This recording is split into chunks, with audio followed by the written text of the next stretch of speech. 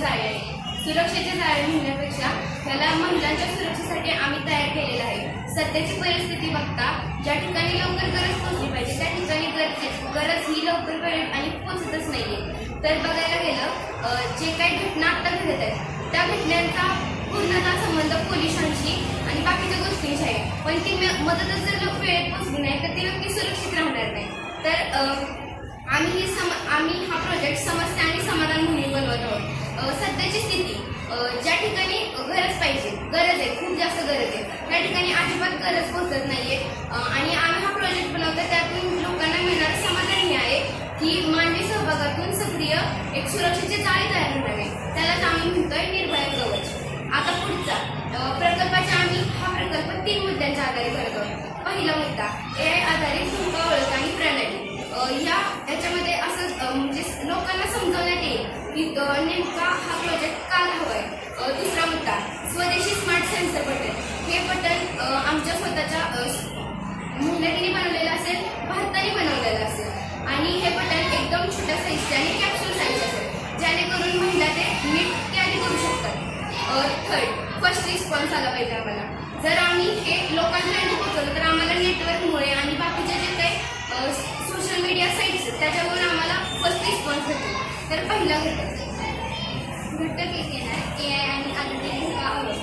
त्यामध्ये आपण डेटा स्रोत असतो, पोलीस रेकॉर्ड, सार्वजनिक CCTV फुटेज आणि अनामिक सामाजिक डेटा त्यामध्ये इन्क्लूड असतो. त्यानंतर म्हणजे AI आता आधीच्या काळात सर्व होतं पण आता आम्ही AI अल्गोरिदम या डेटाच्या माध्यमातून 24 तास करून धोक्याची संभाव्यता ओळखतो. त्यानंतर स्टेटमेंट म्हणजे AI तयार केलेले धोक्याची पातळी संबोधन करतो. पहिला धोका म्हणजे लाल रंग शकतो आणि त्याची कमी गस्त कमी CCTV कॅमेरे असतात. त्यानंतर मध्यम धोकामध्ये केशरी कलरने तो दाखवला जातो. त्यामध्ये CCTV कॅमेरे असतात पण पोलिसांचा गस्त फारच कमी असतो. त्यानंतर हिरवा कलर म्हणजे सुरक्षित कलर असतो. त्यामध्ये पोलिसांचा गस्तही फार असतो. CCTV कॅमेरा असतात तो फारही जास्त असतो. त्याचा उपयोग पोलिसांच्या सुरक्षितदारांना कुठे आणि कधी घटना घडत आहे याची त्यांना अचूक वेळी माहिती देईल. तिथे जसं सांगितलं हिरवा रंग आणि लाल रंग. ऑरेंज कलर हा जास्त खूप असा खराब असेल किंवा ते ठिकाण चांगले नसेल असं नाही. पण ऑरेंज रंग आणि लाल रंग ज्या ठिकाणी त्या ठिकाणी तुम्ही समजून जायचं की हा एरिया हे लोकेशन आपण निवडले ते योग्य नाहीये. परंतु जिथे हिरवा रंग येईल तिथे समजून जायचं की हे लोकेशन ठीक आहे, इथे आपल्याला मदत लवकर भेटेल, इथे CCTV कॅमेऱ्याची सोय, इथे वाहतूक जास्त आहे, त्यामुळे इथे आपल्यासोबत वाईट गोष्ट काय घडणार नाही. पुढचा घटक दोन येणारे तंत्रज्ञान आणि त्यामध्ये स्वदेशी स्मार्ट सेन्सर बटन आणि ॲप.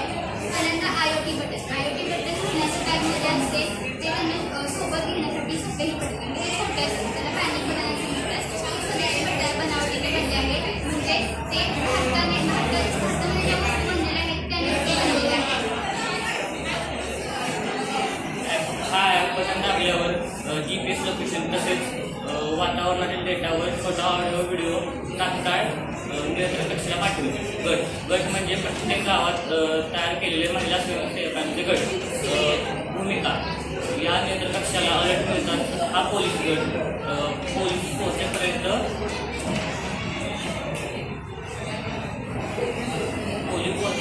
पोहोचेपर्यंत पहिली प्रतिक्रिया देतो. प्रशिक्षण या वारसांना प्राथमिक सुरक्षा, प्रथमोपचार तसेच आपत्कालीन प्रतिसाद शिक्षण दिले जाते. मूल्यमापन आणि परिणाम गमनता केवळ परिणाम नाही तर AI आधारित या प्रकल्पामुळे धोका ओळखणे या प्रकल्पाची खरी ताकद होय. The collaboration of human brain and AI technology विस्तार क्षमता हे उपकरण कुठल्याही जिल्ह्यात राज्यात सहजपणे उपयोगी पडू शकते. समृद्ध भारत आणि आत्मनिर्भर भारत हे उपकरण कुठल्याही ठिकाणी सहजपणे घेऊन गेल्यामुळे या भारतात कुठेही महिला असुरक्षित राहणार नाहीत. त्यामुळे महिला स्वतंत्रपणे कुठेही जाऊ शकतात. त्यामुळे भारतात सामाजिक कार्यास बढावा मिळून भारतात आत्मनिर्भर आणि समृद्धता वाढेल.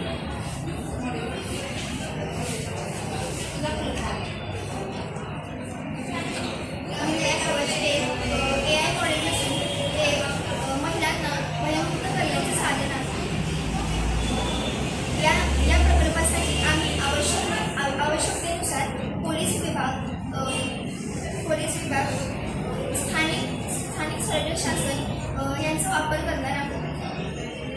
आणि हे मॉडेल जे असेल ते आम्हाला असं वाटते की या मॉडेलचा खूप वापर होणार आहे, कारण की महिलांसाठी हे खूप आवश्यक आहे.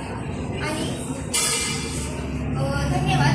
तुम्हाला जर याविषयी काही जर प्रश्न असतील तर कृपया आम्हाला तुम्ही विचारू शकता. की मॉडेल कसं आहे, तर हे आमचं मॉडेल हे खूप छोटं असणार आहे, कारण ते महिलांना खूप इझिली कॅरी करता आलं पाहिजे.